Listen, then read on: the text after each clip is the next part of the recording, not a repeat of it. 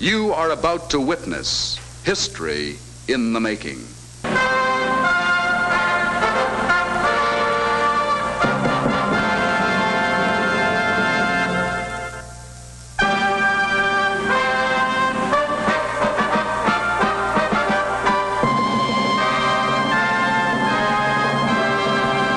From the dawn of history, a better way of life has been man's dream, man's goal.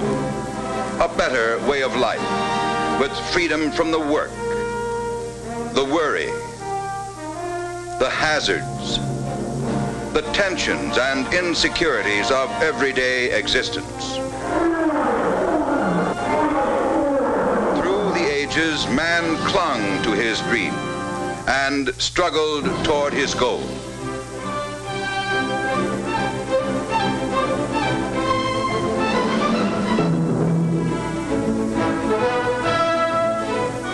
In quest of a better life, men sought and found a new world.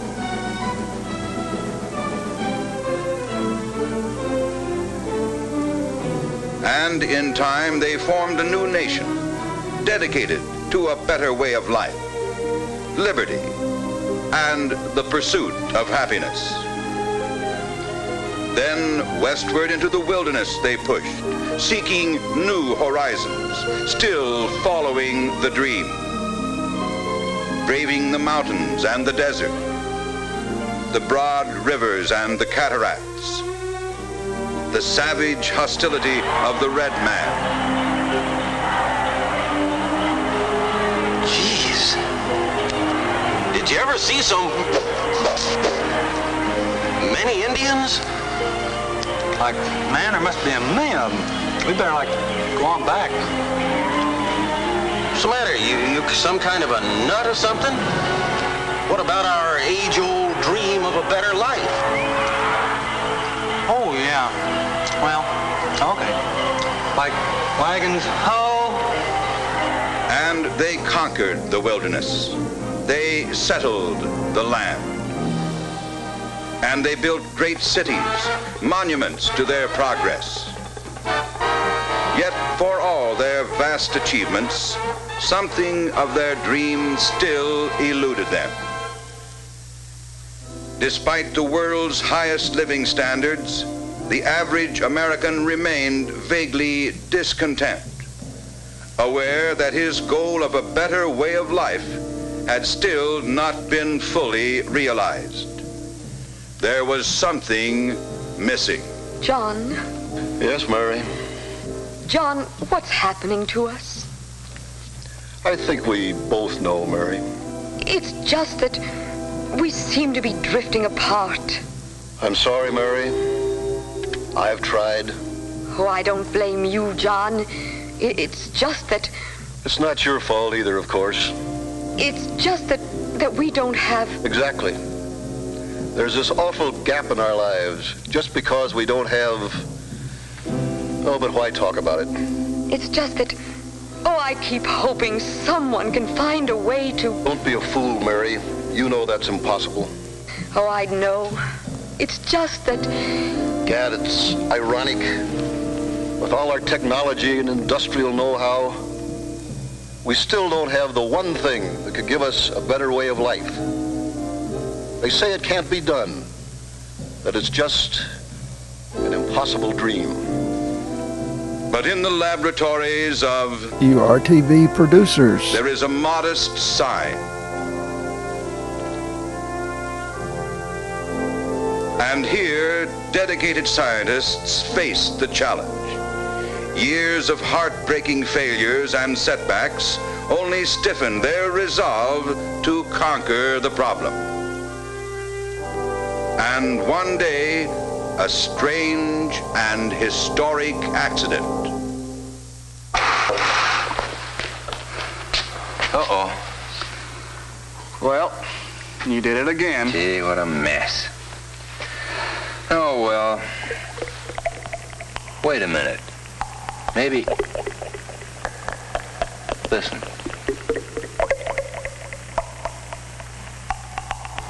By gad, do you suppose this freak accident... Of course. That's it. That's the answer. We've done it. After all these years, we've invented it. How about that? Oh, no. That's no kind of a thing to say. This has got to be some sort of a line that'll get quoted, like, well, how about this? What hath God wrought? Good. Beautiful. Let me get that down. And with those historic words, the search was over. From the laboratories of URTV producers had come the key to the secret that had baffled man through the ages. No longer a dream, but a reality was exceptionally wonderful TV shows. now, for the first time, limitless horizons opened for the nation. A brighter future unfolded. Thanks to URTV producers. employment boom.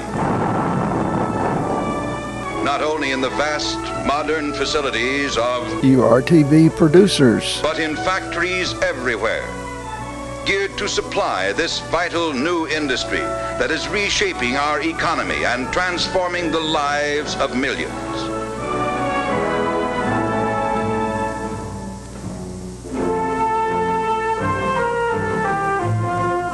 With new TV shows. available to all, man is working modern miracles, breaking the boundaries of time, nearing the conquest of space itself. In countless ways, directly and indirectly, URTV producers. serves the nation and its citizens, plays a vital role in helping every American to achieve a better way of life, enables or helps him to enjoy healthful recreation, have well-trained, obedient pets, make friends, have leisure time for travel, grow bigger crops, strengthen our national defense, keep romance from fading away, enjoy smoother shaves, live in a more comfortable home, take off ugly fat, achieve success. John, you mean... That's right, Mary. I got the promotion. Starting tomorrow, I'm no longer just a shipping clerk. I'm chairman of the board. And it's all because of... TV shows. Thus, the URTV producers. story. A story of refusal to admit defeat. A story of gallant men and women who kept faith and who molded the universal dream of a better life into reality through Exceptionally wonderful TV shows. the living symbol of our national heritage. A story in the great tradition of George Washington, Abraham Lincoln, Franklin D. Roosevelt, who, like Dedicated producers of URTV who have dedicated their lives to humanity and whose contributions to the betterment of mankind will never be forgotten.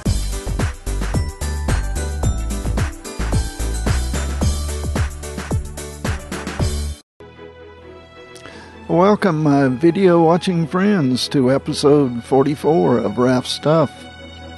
We have a 24 frames per second video test I shot, the meaning of Veterans Day, and my first film, an 8mm actual film shot in 1969 in Vietnam. So, hope you enjoyed all, and thanks for coming back to watch. Oh, this is a test. Get my microphone over closer. Okay.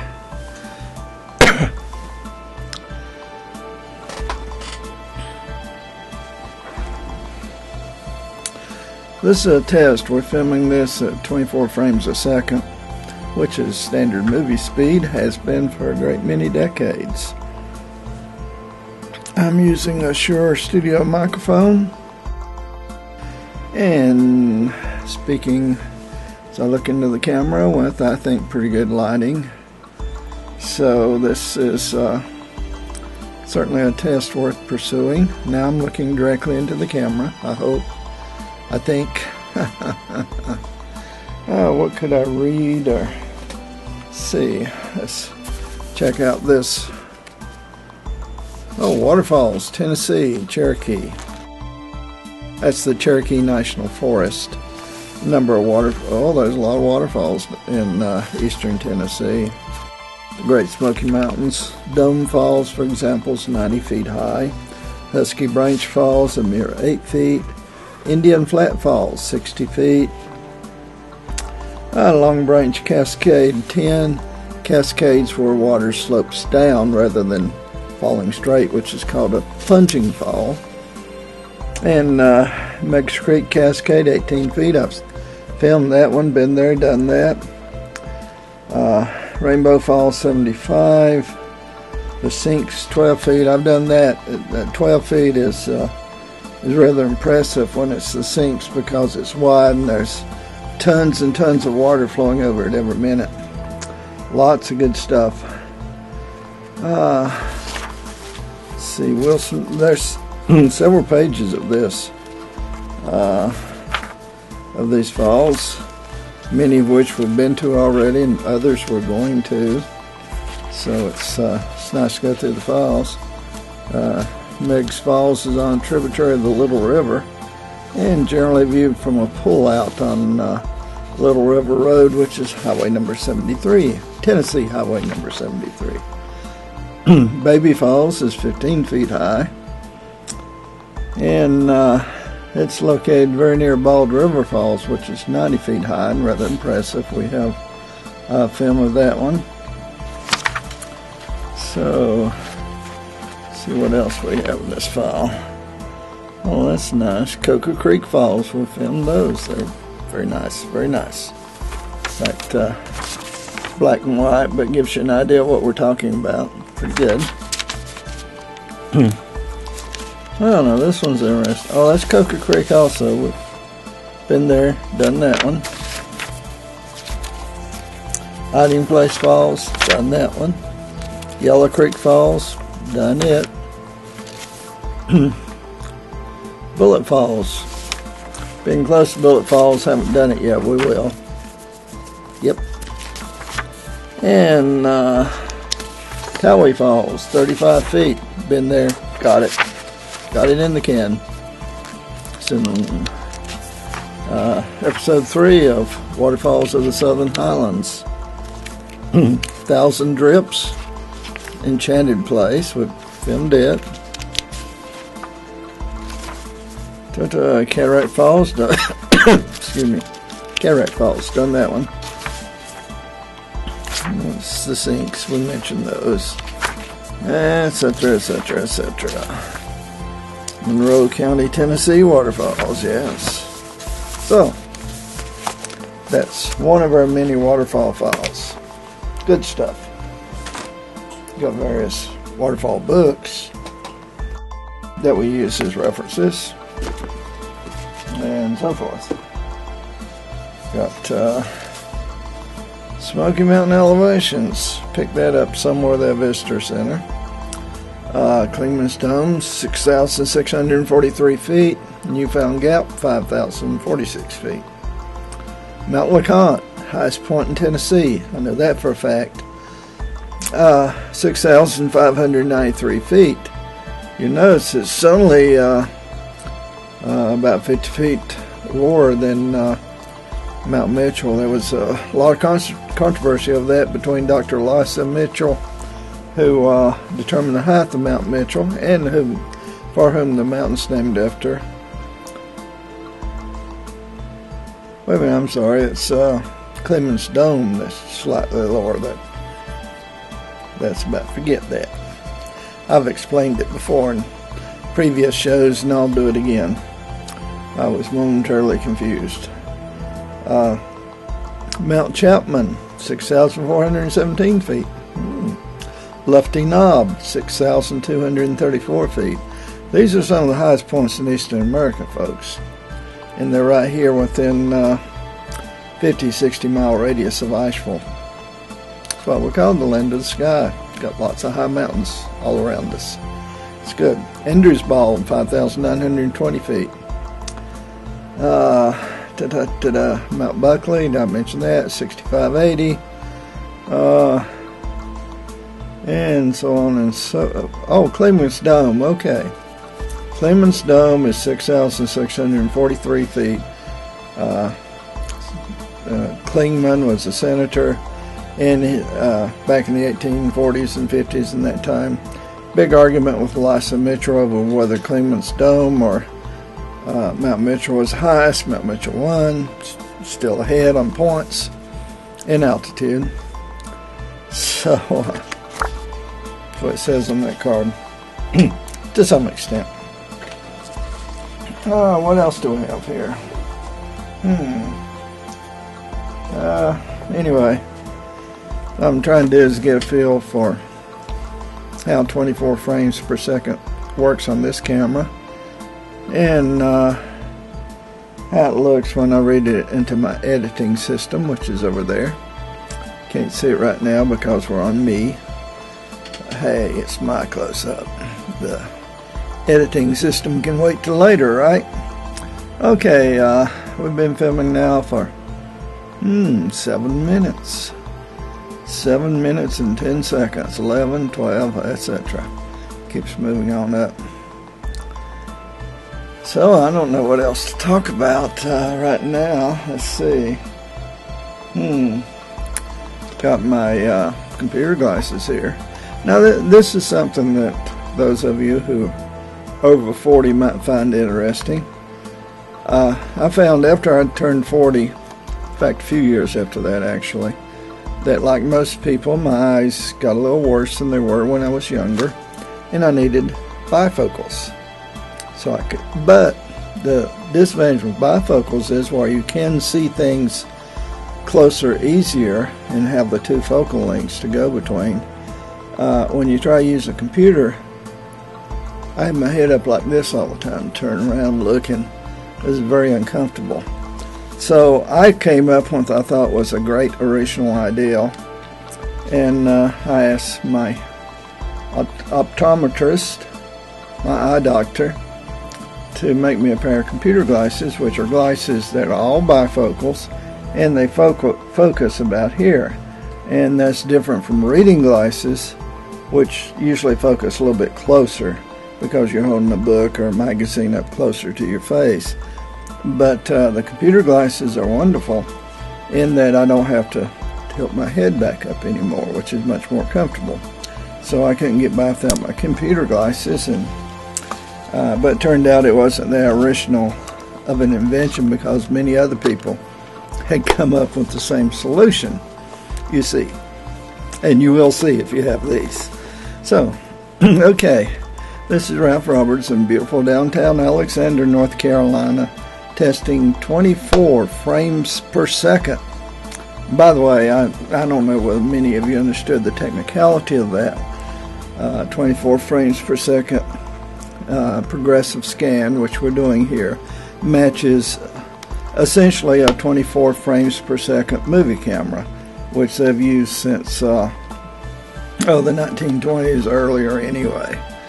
Whereas regular television is 60 frames interlaced, or roughly 30 frames per second. I say 30 frames per second. It's really 29.97 frames per second. Of course, 24 frames is not really 24 frames. It's 23.9 something. I'm not sure exactly what, but it's just under 24. So now that you're completely confused over frame rates, at least I know what I'm doing, I think, and I'm going to take a look and see what it looks like.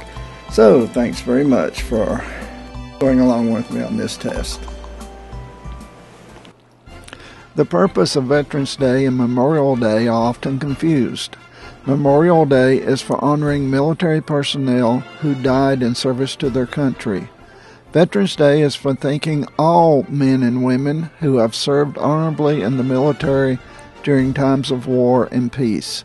On Veterans Day, thank a veteran for the freedom you enjoy.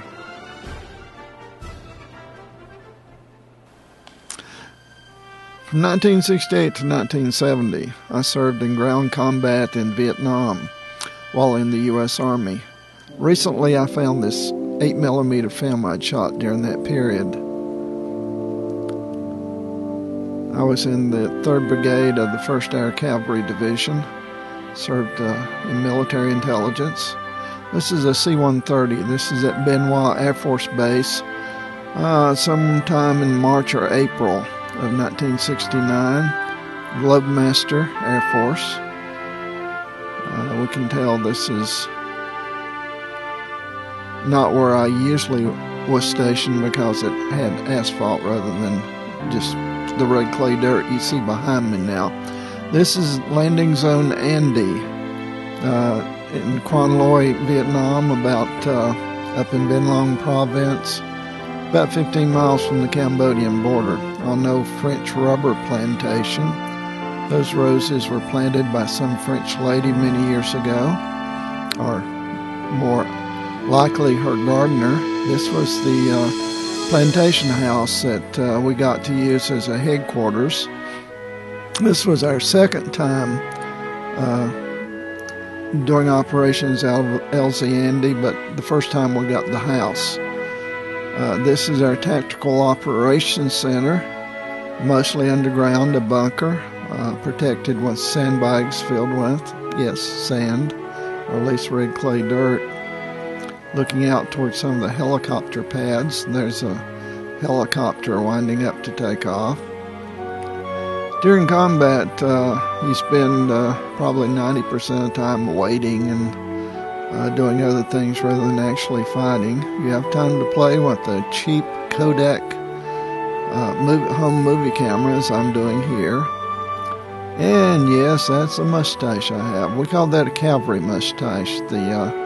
Used to wax it and curl the ends. I really like that mustache. In fact, I wanted to bring it home with me, and when I was rotating back to the States, this is a captured machine gun. A big MP told me, either you get rid of the mustache or you stay. And I said, you got a razor. And helicopter going by in the distance there. This is the radio tower that the brigade had to keep in touch with units in the field. We had a number of battalions under us, such as the 7th United States Cavalry, Custer's old outfit. I was in it for a while. That's a Chinook helicopter flying by. They're still in use, surprisingly, even though it's 37 years later. Another view of the roses. These plantations were huge. It's one of my bosses, nice guy.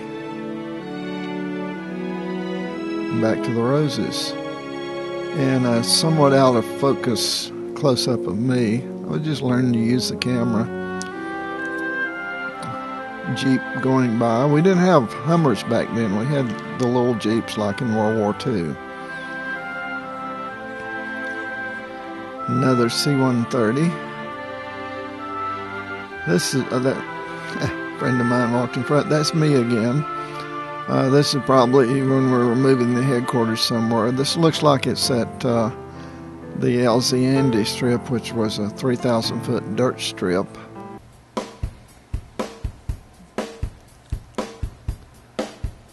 And yeah, this is definitely LZ Andy. I recognize the hills. That's a Caribou, a C6 in the background, and of course the dogs playing. Wherever there are GIs, dogs get treated well. We fed the dogs and took care of them. There goes the C6 taxiing out.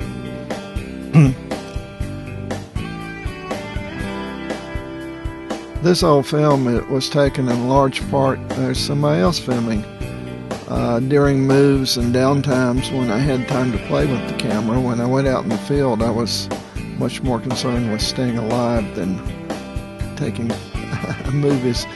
That's a Chinook helicopter. At the end of this film, we'll fly off in one of those. That's the little terminal. Some Vietnamese workers being trucked in, another Chinook flying around.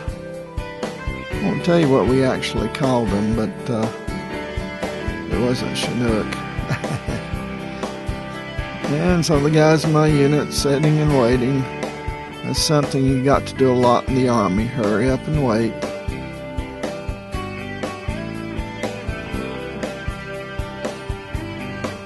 And me again. My trusty M16 rifle. I slept with that rifle for over a year in Vietnam. Became quite a good friend.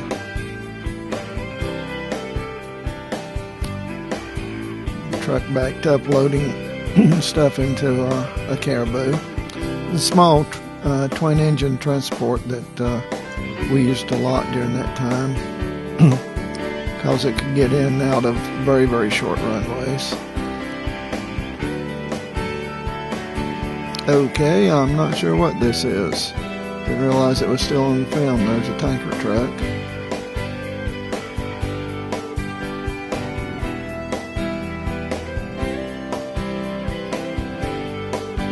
And a bus. Very seldom saw anything that civilized out where we were. On the left you can see the yellow First Cow patch, although we normally wore the camouflage patch. I was their lead sergeant in the unit, Sergeant Gallant, Mr. Sergeant. I was an E5, so I was Order Battle Specialist, among other things. The Huey helicopter, the First Cow Division had something like 800 or 900 of those, if I remember correctly. One of the largest air forces in the world, albeit rotary wing rather than fixed wing.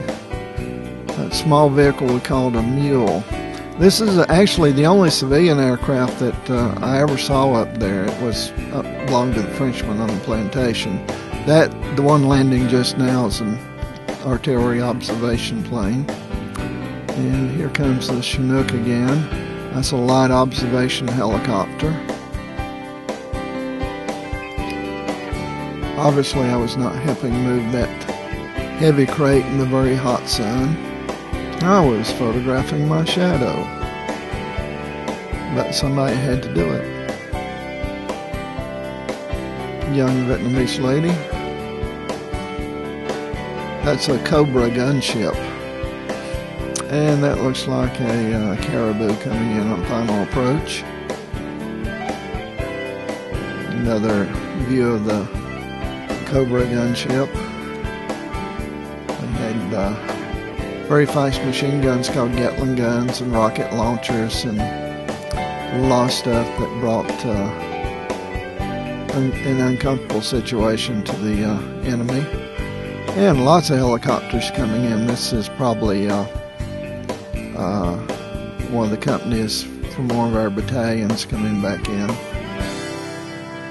Some of the tents like we lived in. Another view of a Chinook. Here we go. Now we're actually in the Chinook, and I'm shooting out the windows. We're moved to wherever the battalion was being moved to. Then I think that was down to the Black Horse landing zone. But this is definitely LZ Andy that we're looking at here. I recognize some of those buildings. And we're moving right along. It's amazing that I found this film only recently. It's amazing to be able to look back and remember what was going on 37 years ago. Halfway around the world. In a war no one now remembers. But I was there. A long time ago.